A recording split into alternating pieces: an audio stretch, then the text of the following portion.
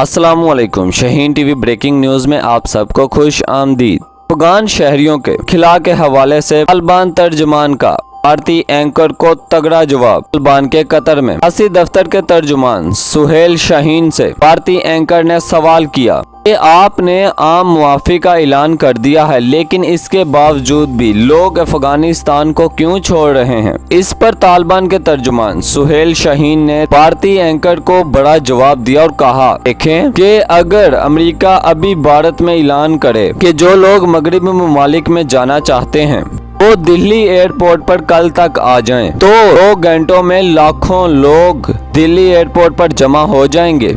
तो इसका ये मतलब है कि जो लाखों लोग दिल्ली एयरपोर्ट पर आ गए हैं वो सब आपकी हुकूमत से खौफजदा हैं। तालिबान के तर्जुमान का ये जवाब सुनकर भारतीय एंकर खामोश हो गया, जिसके बाद ये क्लिप सोशल मीडिया पे तेजी से वायरल हो रहा है। तालिबान के तर्जुमान का कहना है, हम वाकई में आम मुआफ़ी का ऐलान कर चुके हैं। हम पुरअमन माहौल चाहते हैं। दुनिया हमें पहचानने की कोशिश करे। ख्याल रहे कि अफगानिस्तान में तालिबान ने जैसे ही काबुल फतह किया, उससे पहले ही मोदी सरकार अपना सफारती अमला वापस बुला चुके हैं।